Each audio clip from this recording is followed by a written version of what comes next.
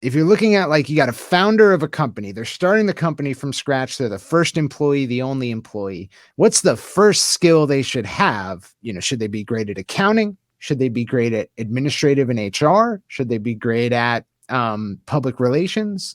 What's the chief skill that they should have? And for me, in my entrepreneurial experience and all the entrepreneurs I've talked to and studied and, all of that, it's sales and marketing is like the chief skill to have as a founder that's going to bootstrap you up to a place where you're like an actual company.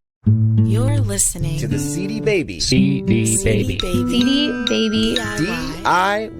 Musician Podcast.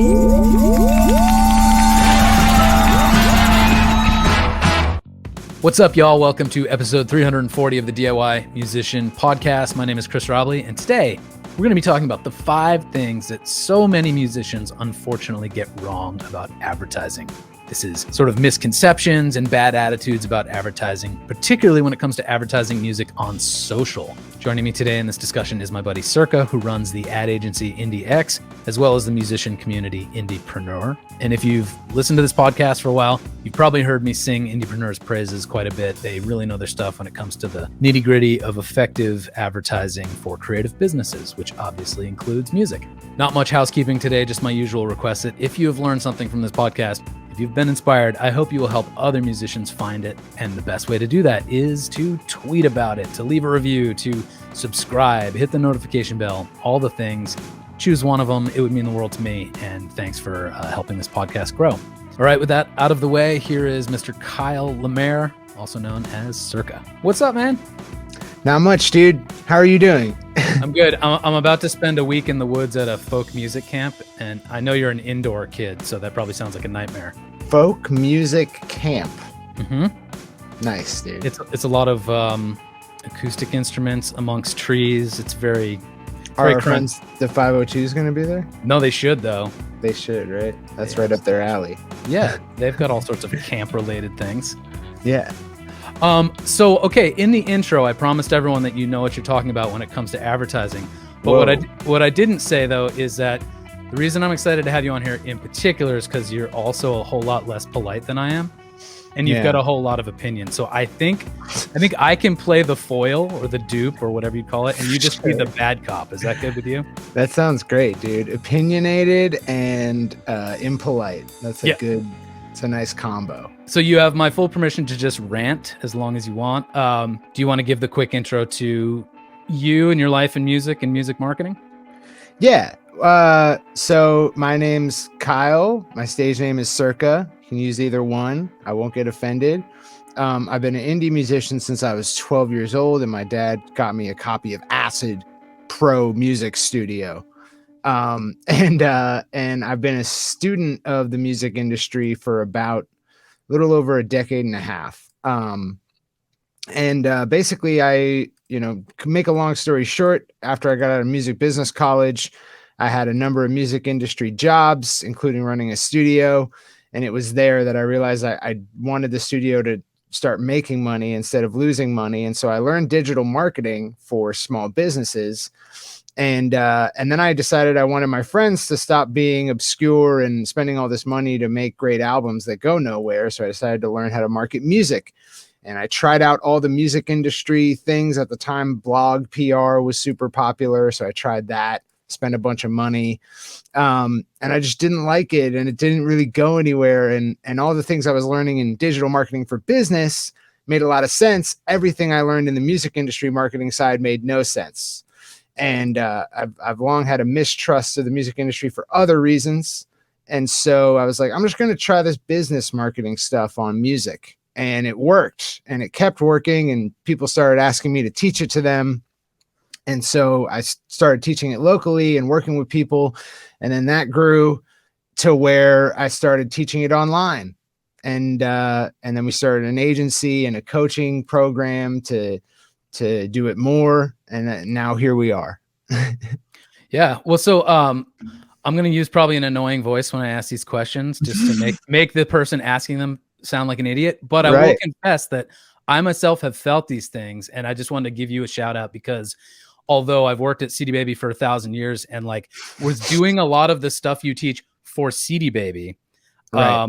it didn't in my mind necessarily feel directly applicable to my own music. So some of Right. these attitudes I had once upon a time, and I'll say thanks for just being like, no, like you can literally take what works in the business realm and just treat it like you're a business, because you are, and transport. So anyways, that's my long-winded thank you. Hey, if I was able to help in any way, I'm super glad. All right, so here's the first question. Imagine you're at a conference or you're doing a live stream and you've talked in some vague way about advertising. Right. And then someone asks you, I shouldn't have to advertise my music. I've already spent so much money to make the music. Now it's time for people to hear it. Yeah, I would say that, like, if you believe that all you have to do is get good at making the product, then, you kind of believe that you are exempt from the challenges that every other business owner has to face. Mrs. Fields just wanted to make cookies, didn't want to build an empire out of it. There's a lot of work that goes into that, but certainly like that was what was required to take making cookies and elevate it to a worldwide brand. Pretty much every practitioner, there's a book called The E-Myth that you can read that goes over this exact topic, which is like every practitioner of a craft or a skill, they want to elevate it to a place where it's not just their own hobby. They have to, in a lot of ways, step outside of that skill and learn business, which is a whole other set of, skills and crafts. So that's kind of my answer to that, is that, like, if you just want to make music to please yourself and you don't want it to be your job, there's nothing wrong with that. Okay. And I would say you're saving yourself a lot of heartache if you decide to do that. For those of us who demand that it be our full-time job, or that like it's how we get, we earn our livelihood, there is a whole other set of skills that is required. That's kind of my answer. Why do you think we step into this music project with those bad assumptions about what it will take? Like, we have all the ambition to make it a quote full-time job, but we kind of don't treat it like a job. What are those habits? So it's because of the way the music industry, I think, evolved, which is that, like, in the music industry, there has historically been very little ownership from the creators of the product over the industry that distributes and promotes and sells the product. So historically, and to the benefit of capitalists in the music industry, it was thought that, like, you just make the music. It's so hard for you. You just worry about that. We got it from here, baby. We'll take it from here, baby. Some guy in a convertible with sunglasses who, like, has a suit and a tie and a earpiece and is just like talking shit like Ari from Entourage. Like, that's your guy, and he's going to do all the hard work. That's historically what it's been in the music industry, because, there is an opportunity, basically an arbitrage, which, an arbitrage is when you can make a profit off of the difference of things in two locations. And the difference here being is that the average artist, the average musician, is very not business savvy, right? Typically creatives were the opposite of business savvy. So the arbitrage is, we've got these creatives over here who create a product that people want over here, but they don't know how to make that connection. And so, these people would step in and take over and perform a lot of the business activities.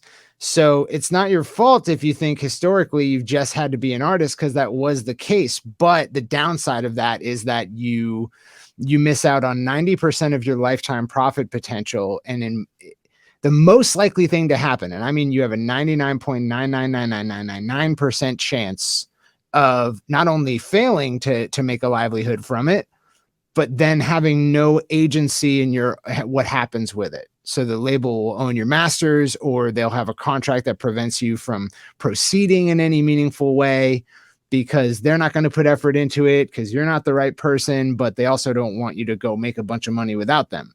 So the downside of that, like, the upside is that, yes, you do not have to do all the business stuff. The downside is that you have no agency in your own success. And if you do succeed, you don't get a lot of that money. Well, actually, I think that's like the disconnect between the maker of the music and the person who's driving the business probably is what leads to this next kind of assumption, but I also hear people say like advertising is icky. Like I don't want to be seen as ambitious or like I'm trying. Like I should have just arrived here and everyone knows I'm cool just because I'm that amazing. Right. My favorite artists aren't advertising, that I don't see whatever Radiohead or the Beatles or something with a sponsored caveat next to their posts. Yeah. Well, okay. So it might be helpful if we just sort of unpack advertising and what it is, which is like in digital marketing, we think of things in terms of traffic and conversion. Traffic is like getting eyeballs, attention, people that you can direct somewhere. And then where you direct them to is where you want that conversion to happen. So the conversion being they went from just a set of eyeballs to a customer or to someone who subscribes to you or something like that. They convert into a new form. And there are lots of ways to get traffic. Advertising in digital marketing is called paid traffic. Free traffic or organic traffic is like, you garnered attention on social media with some cool content. Now, all traffic is paid. It's just about who is paying it, and it's about who is receiving the money. So in paid traffic advertising, we're paying some kind of ad platform or a social media site to give us the eyeballs. There's a lot of benefits in that. But if you're to make some crazy dope content, you spent the time, you might have hired help to get the content created or edited, and you had to go through multiple iterations to find something that works. So time was being spent, therefore money was being spent. So all forms of traffic or exposure are paid. In the case of Radiohead made a lot of trade-offs in their early career, but ultimately they tapped into a subculture that was ongoing at the time. If you go on social media and you find a community of people who are into a certain thing, and then you make content for that community, you are tapping into a subculture. And that takes work. It takes risk. So in any time you're getting exposure to people who don't already know who you are getting traffic. And it's gonna be paid. There's going to be an expense in one form or another. It's just about how transparent is that expense and how is it born. All music industry promotion is in a sense paid traffic. Like, if you have a label act who's getting a bunch of reviews or getting written up, like chances are someone at their management or someone at their label is paying a PR publicist to contact writers in their network and get that band or that artist written about. So there's money being changed hands. The difference being is that it's not transparent to the readers of that blog or that magazine that this is a paid placement, right? So there are, more or less transparent forms of advertising, but almost all of the promotion in the music industry is advertising. You pay a playlist plugger to get you on a playlist. That's you're paying for exposure. So it's advertising. And I would say that, there's two ways to think about it. You could think, well, the fan knows I'm paying when I run an ad on Instagram or TikTok, so it's icky. And the fan doesn't know I'm paying when I do a blog PR campaign or a playlist push, so it's less icky. To me, that's more icky. There's paid messages being thrown at a consumer's face, and it's not being disclosed to them that it's paid. So they think they're reading like the genuine opinion of this writer who never would have written about this artist if it weren't for some kind of contact or some kind of favor or some kind of payment. So, and who just copy and pasted the press release anyways. 100%. I've seen these campaigns, dude. My buddy in college was a blog PR guy, and they literally just copy and paste the press release. They're not even very creative about it. So yeah, I would say that's the more icky form of paid traffic is the traditional music industry, exposure points. Yeah, it's a good point because like the sort of behind the scenes machinations, there was always money exchanging hands. Like even think like, the 70s, there was like a window dressing of like the Dark Side of the Moon prism or pyramid or whatever, or end caps. I suppose how you define advertising can differ, but like someone was paying to create impressions when someone went into a record store. It wasn't just that like literally 100%. Everyone all of a sudden loved Pink Floyd. It was like people were paying for that shit. Funny story about Pink Floyd is that, and this ties directly into our conversation. You can read a book called Hitmen Power Brokers and Fast Money in the Music Industry. It's a tome of my side of things, the skeptical, tinfoil hat wearing anti-music industry folks. It's a great book. But in that book, they detailed how basically in the 1950s and 60s, indie labels would just pay radio DJs in cash and cocaine and hookers and cars in order to get them to play the right artists. An artist, a song that wasn't already famous, play it like it's the most famous thing. So that was probably like a really shady, seedy version of paid promotion. And that was outlawed because radio airwaves are public property. Like we all own the radio airwaves, and non-cable TV stations, we own those as well. Those are also public property. And if something is being put on public property, Congress dictated, then it cannot be for pay for play. And this was called payola, portmanteau of pay and Victrola, the old record players. So payola was outlawed after that spout in the 50s and 60s, where all these indie labels came up because they learned they could do this. Instead, what they didn't stop paying for play. What they did was they put an intermediary in between. Instead of record label paying radio DJ, we'll have the record label hire this consultant, what are known as independent radio promoters. And that consultant will then bribe the DJ. And these consultants grew to immense power in the 70s and 80s. And there's a whole network of them. There was 12, is like a mafia family. And some of these people were in the mafia, including Joe Iskra, who was the head of this network of independent radio promoters. They had so much power that labels had to pay them, or they couldn't, they couldn't necessarily guarantee a number one hit, but they could prevent a number one hit from happening. Okay, that's how much power they had. And these labels were just like constantly raising the bid on them to try to get them to place their singles as much as possible. And in the 1980s, when Pink Floyd was coming out, Pink Floyd was an organic counterculture, cultural moment, right? So they came up through hard work, subculture tapping, all this stuff, and they had great music, revolutionary music. And so the Pink Floyd's label wanted to run an experiment to see if they could get away with not paying the independent radio promoters. Can we just have this go organically? And this, the album went like super wide, like really did well everywhere. But the places where it just couldn't get placed on the radio was like the main LA station and the main New York station. This was sort of like the independent radio promoter's last stand to say, like, get as popular as you want. You're not getting on these stations. And eventually the record label had to capitulate and pay the IRPs to place it. They were like, all right, we give up. Like, it's not going to get on these stations without us paying, so we're going to pay. They came very close to beating the independent radio promoters, but they capitulated anyways. Point being is that, like, in the 80s, every popular song had big dollars behind it, illegal big dollars, right? So what's more seedy, right? You seeing an ad on Instagram where it's an ad, Instagram selling ads, and I bought those ads, or getting told that this is the number one hit tearing up the charts when it's really not, except that the record label was able to funnel like an envelope stuffed with cash to the DJ telling you that. I think that's way more shady. I'm thinking it was either the extortionists, middlemen in the equation where they wouldn't play it on LA or New York, or the fact that all those songs were 7 minutes long. But that didn't seem to matter, dude. You should read this. If you haven't read Hitman yet, read it. But it's such a cool part of the book going over that experiment. How organic and real Pink Floyd's buzz was.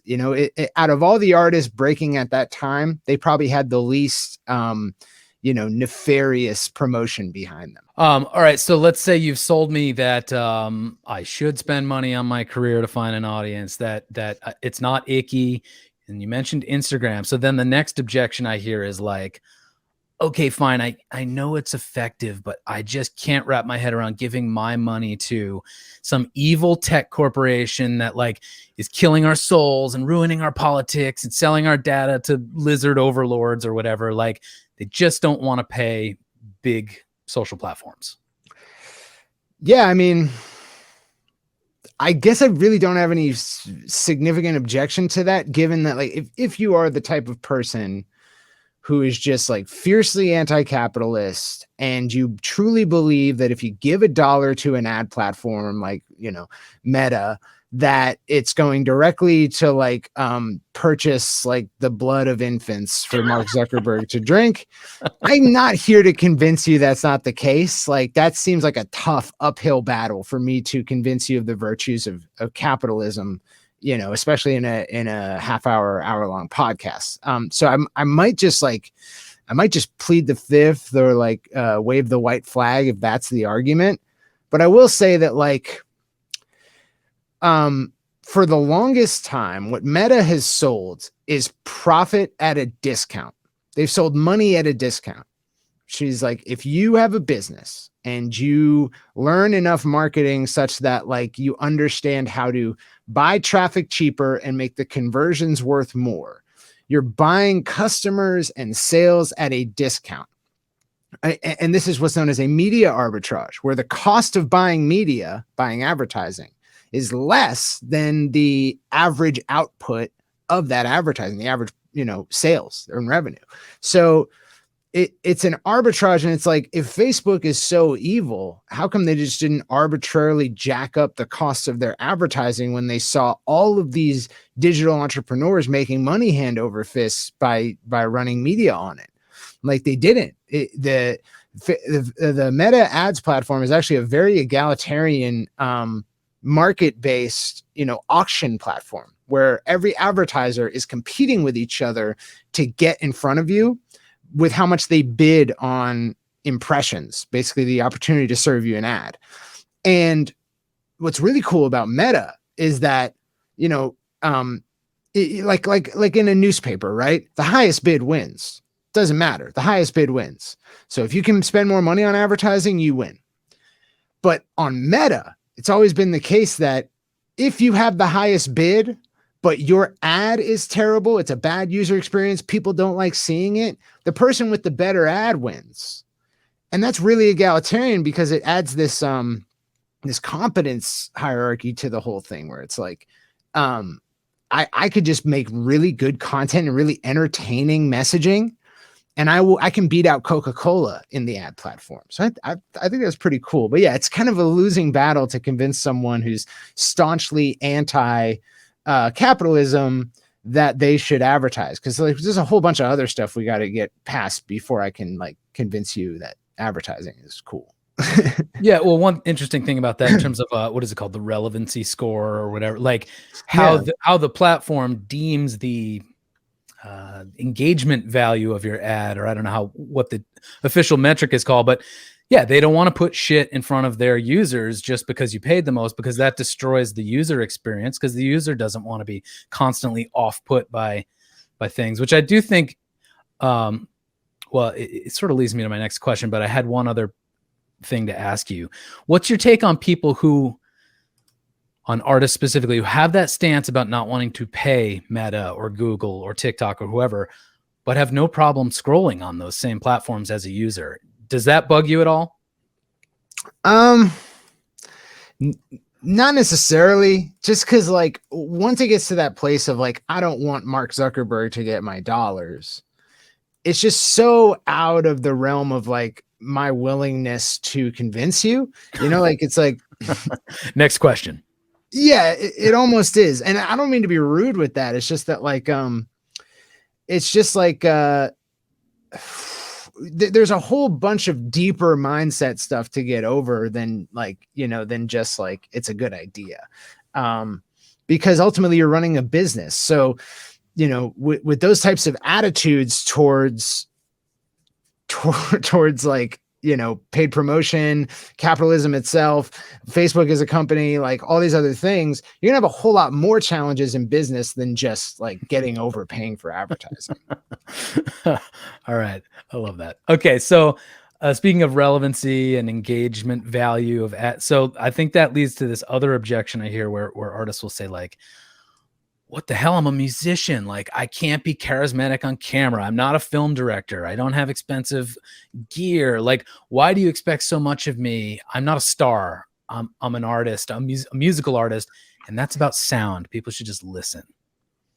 Yeah. I mean, I would say that the odds are stacked against you. So, okay, you don't have to be a star necessarily, but if you're completely unwilling to engage with your audience through video as a medium, the odds are really stacked against you because, we live in an age where, how do I say this? It used to always be the case that you were limited by bandwidth in terms of replicating live experience with someone. And that, at some point in the 2010s, that disappeared. So we have enough bandwidth now to serve video to any device at any time, anywhere. And it's very cheap, like almost a negligible cost. So, all of those instances where you couldn't speak to a person live are now fixed. They're solved. And so, whereas before you had an excuse of like, I can't go visit every single person in the world and I can't send them a video. So I don't have to be good on camera. Like, that's no longer the case. So even non-superstars are expected to be able to communicate with video. So if we do live in a world where you can get away with not having any video element to your business, its days are numbered. I'll say that. Yeah, I was going to ask if you knew of any sort of extreme circumstances where someone said, my face will not appear. People won't know who I am. Kind of the mystery sort of thing. Yeah. So we sold like $500,000 worth of vinyls for an artist who no one had ever heard of before. No one had ever heard of them. They were unwilling to talk to the media or, show their face really a whole lot. Didn't do any video, but, like the biggest stars in music were featured on the album. So I was wondering what the catch was. Okay. Yeah. So like you had like, like the whole like Roots crew, Erykah Badu, like the Chappelle Show superstars, they were all on it. So it was like, all we had to do was just use their name recognition.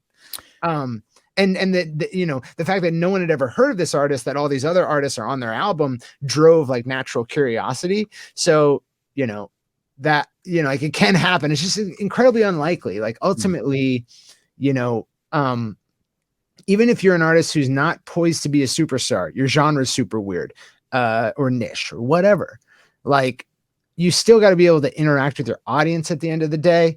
And, the things that grab attention, basically where can I get a captive audience of anyone in the world right now online? Okay. How do I get them to pay attention? Chances are the medium's video.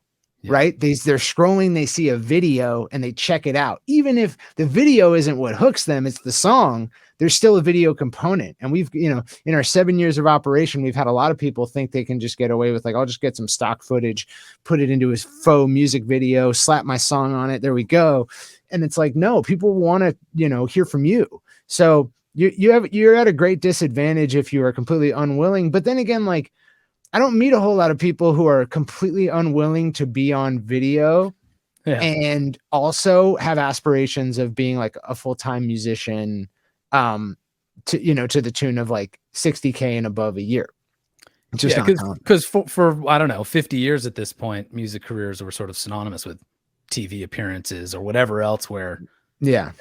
And your comment about willingness to appear. So I have a couple singer-songwriter friends who do really well, and they are social media averse in quotes, but they do it in a fairly charming way where like their shyness is still reflected in their face on pictures and in video. So they're playing up their aversion in this really endearing way where you're like, oh, I relate to that. But at the same time, it's still them fully out there. I would say that you don't necessarily have to be a spokesperson, but if you're unwilling to perform in front of a camera, that's a whole other problem. You know what I mean? Like, you don't have to be like, oh, hey, like I'm this person from this band, and like we just wanted to, you don't have to do all that necessarily. That's not a prerequisite. But if you're completely unwilling to be in front of a camera, if even to perform your music, that's, you're kind of screwed. Yeah. Was the album with all the stars, did our mutual friend Brian have anything to do with that? Brian Calhoun? No. Oh. Interestingly enough, no. Nothing to do with it. Oh, interesting. Okay. Yeah. All right. Shout out So to Brian Calhoun though. hello, Brian. So okay, this last one that I had to ask is my favorite because it infuriates me the most. And it's basically, okay, I'm sold. This all sounds great. Like I'm gonna advertise, I'm gonna make videos. You're gonna make me $1 million, but you're gonna do it because it's hard, right? So I just need to find the right person, team, whatever. They're gonna they'll help me create it all, they'll manage the ads, they'll even go and answer my friggin' comments, like, right? Yeah. So let's remove the music part of this and just say like business, of which music is one, being an artist is one. If you're looking at like, you got a founder of a company, they're starting the company from scratch. They're the first employee, the only employee. They want to build it up to a place where they've got many employees. Some people can take some of the work from them. What's the first skill they should have in order to maximize their likelihood of getting to that place where someone else can handle this or that? Though, is it, should they be great at accounting? Should they be great at administrative and HR? Should they be great at public relations? What's the chief skill that they should have? And for me, in my entrepreneurial experience and all the entrepreneurs I've talked to and studied and, all of that, it's sales and marketing is like the chief skill to have as a founder that's going to bootstrap you up to a place where you're like an actual company. And the same applies in the music industry is like, especially in the music industry. And I made this case in a video recently is like, one of the sort of soft scams that gets played on indie artists is that they can hire someone else to do this as a service. You can hire a blog PR. You can hire a advertising company to advertise your music. It's like, if you're not at a place where you're making, 5 to 6 figure revenue off of your music and your fan base, I wouldn't advise that, because this isn't a one and done thing. No one campaign is going to be responsible for your success. It takes multiple failed campaigns and multiple winners and, like an iteration and understanding what went good about this one. Let's carry that over, but tweak it here. It's much better that you have the skill. Imagine you're a rock band.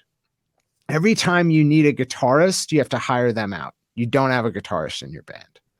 Okay, that's a problem, right? Because you're going to have to create a lot of songs. And how much easier would it be if you just had a guitarist in the studio? You wouldn't have to spend time finding the right one, hiring them, scheduling, getting them there. If something you don't like in the mix, you want to change it a little bit, just hop in the booth. Like, it's so much easier if you just have this on hand. So I would say that like, you're very unlikely to succeed by hiring out these skills early on as an artist. The economies of scale are not in your favor. Furthermore, an ad agency needs to please you with a result to a degree. A PR needs to get you some placements, but they're not responsible for making your career, but you are, right? Wouldn't you want the person behind your promotional efforts to be the person who needs it to work, who has won you instead of a bunch of clients? Like, I would say that like, that's a way better, it's a way better, arrangement of incentives for you to be the one to do it. And I just never seen someone succeed by hiring all this stuff out without massive investment from a third party. Yeah, I was going to say the same thing in my time doing some freelance work for artists in this realm. It's probably 100% the case that when they're willing to, like in all instances, they want me to kind of put up some guardrails and help them, right? But there are cases where they're willing to do the work. And when I say, hey, I think we need these types of content, they'll go out in the woods and shoot a thing and send me like 20 options in Dropbox the next day. They're willing to work. They're also willing to kind of stay tuned to my updates and maybe kind of figure out how to do it themselves as we go. those campaigns, you know, maybe they don't always perform super well, but they always feel like there's progress being made. And then 100% true in the other direction, I think, is when artists have this like, I'm paying you to do it all. It never works. Their content never works. I'm like, I feel like I'm ripping them off in some weird way because like I'm holding up my part of the bargain, but you are not. Yeah. It's like, I don't know if you're out there and you've ever worked with a producer, like you work with a producer on all your songs, just like think about what the difference would be if you could produce stuff that you like. You would save so much money. You get stuff done so much quicker. You could experiment so much more. And the time from when you have an idea to when it's a finished product would be so much shorter. And marketing is a lot like art in that way. And then it takes constant iteration and a lot of creativity. And if you're not able to deploy that yourself and you have to wait for someone else, you have to pay them a fee. And if it's wrong, like the cost of it being wrong is so much greater, you're very unlikely to get off the ground, I would say. So I would say like, and that's why we teach independent artists how to be their lead marketer, how to be their own founder, because if you're willing to do that, like all of the chances of success in getting you there are in our favor to do so. And so we actively do not work with people who are like, can I just get someone to do this for me? Because it's like, maybe, but we're not those guys. We're here to like help you like be that person yourself. I find it very unlikely that you will be able to do that. Totally. Yeah, that's interesting. So much about marketing is a process. So why wouldn't the act of learning it, trying it be a process that you don't outsource expecting a quick result? I have a friend who now works at our company named Jonah, but his producer name is Dukes. He's an electronic producer and he works with like singers and stuff and all these instrumentalists. So like it's always him, but he's always got a cast of characters around him. He was the first person that when I told that story about, you know, the studio where I wanted to learn music industry marketing. So I tried out what all of the music industry marketing was. It was him that I tried it out with. We paid like, I think between us like $3,000 for blog PR, and we got on like 20 different blogs and it was great. But we realized like we don't have access to any of these people that we just expose ourselves to, and we're not getting sales, and like it's not creating a dramatic result after the fact. So we weren't happy with that. So later on, once I had applied all of the business marketing to music marketing and figured out stuff that works, I went back to him and I was like, let's launch your album with these strategies. And I was able to get him to profit on his album launch. I was able to get several of his videos to like over 1 million views. Spotify shot up, huge fan base, like following, all that. And then, you know, like after a few months of that, like after the launch, you know, it kind of fell to the wayside. There was no follow-up because I was busy. I have other stuff going on. I can't just like run follow-up with him the whole time. And it was like, I did the whole thing for free as a massive effort anyways. So you're very unlikely to encounter that in the first place, but much less the follow-up. And then we did it again, like some years later. And then eventually he came on our team because he was looking for like a cooler line of work. He didn't like his job and he wanted to come work with us. And then he started learning with all of our other team members what they were doing in their music careers and music marketing. And all these concepts I had tried out on him, he started to get. He started to understand why we did them and how we did them. And then he started to do it himself. And now he's been, so the holy grail we're trying to get a lot of artists to, if you're just starting out, first you got to skill up. You got to learn how to do all this stuff. Once you're there and you're adequate at advertising, email marketing, copywriting, and creating offers and like offering things for sale.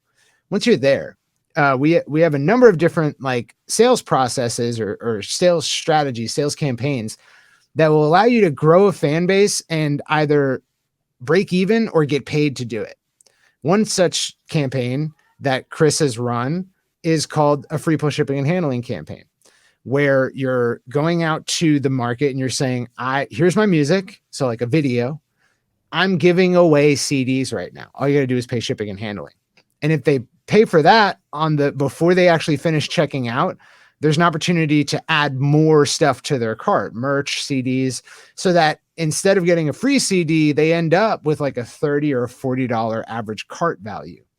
And so tons of people will take the free CD and just say thanks, but enough people will take those other offers to make it all worth it.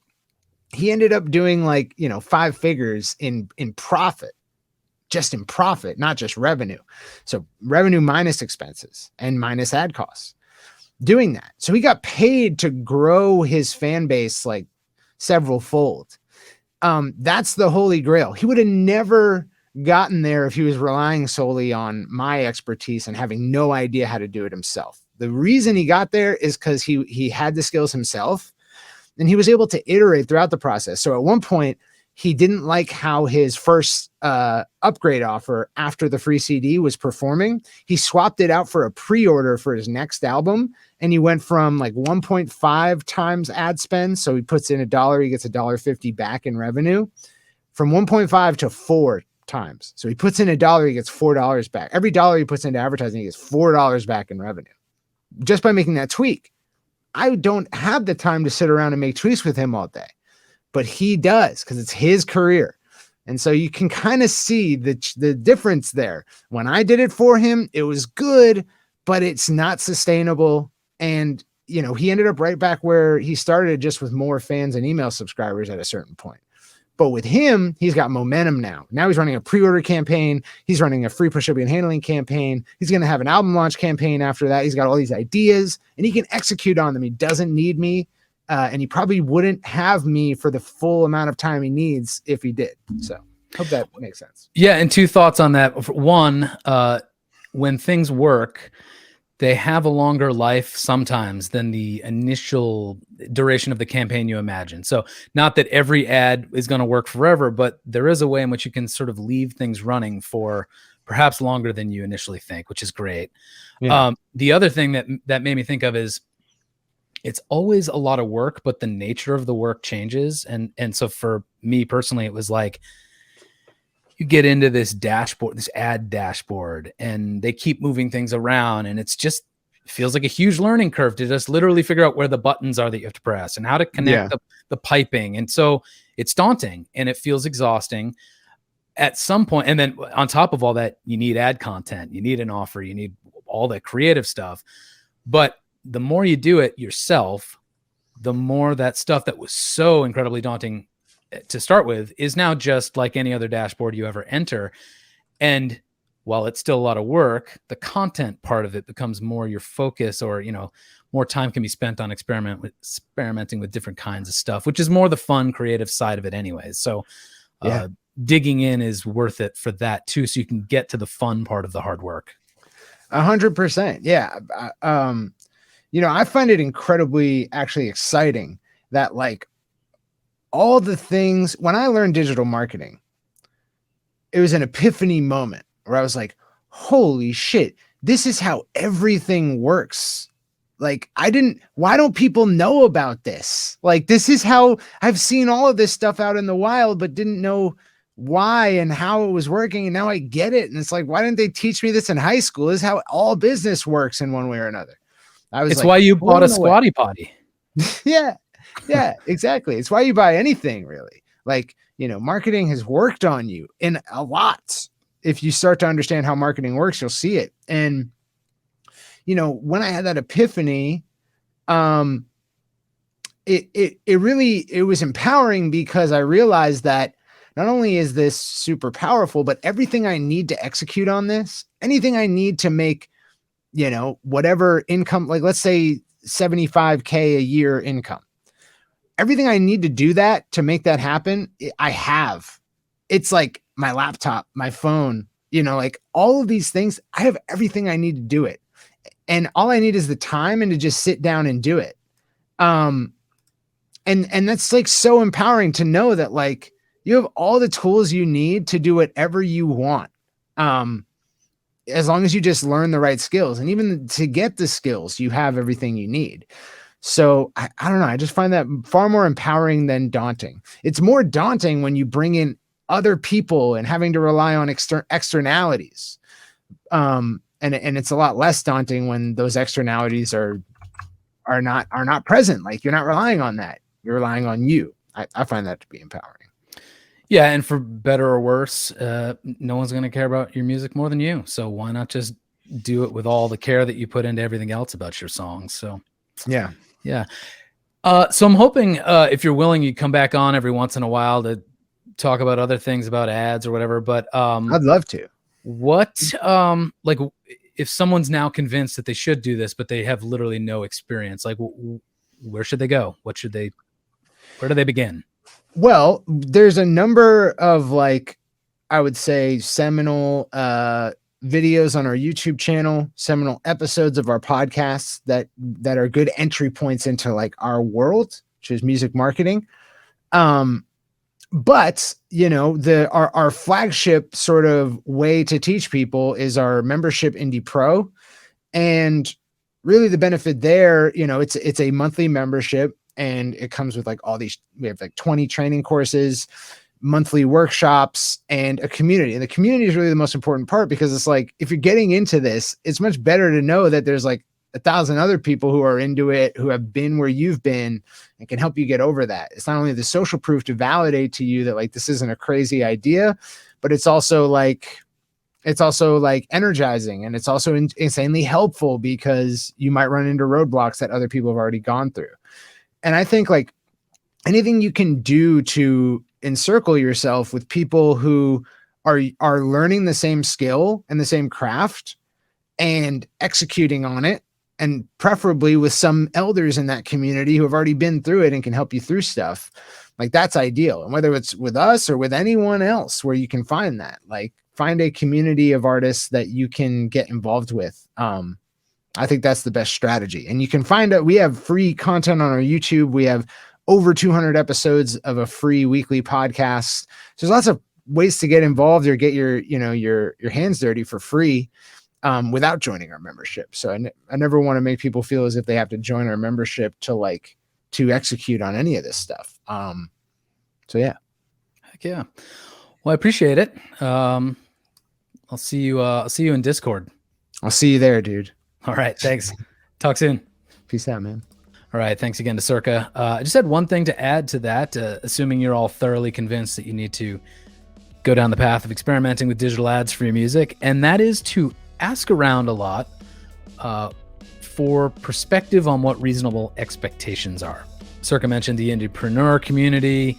If you belong to other, musician forums online, wherever it is, you talk to artists, maybe it's in the real world, ask them about their experience and what they got. Because another thing I notice is that when people are starting out, they have X amount of dollars and they have a very clear vision of what they expect to get. I'm going to spend $300 and I'm going to walk away with 3,000 vinyl sales or 300,000 streams on Spotify.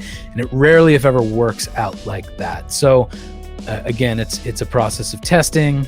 You're going to learn as you go. Your expectations will be brought in line with reality. And that's all a good, healthy thing, because that's what's going to make you sharper and more creative and get better results. All right, that's it for this week. Tune in next week where I'll be having another discussion with Christina. So see you then. Wicked. Yeah. Auf Wiedersehen.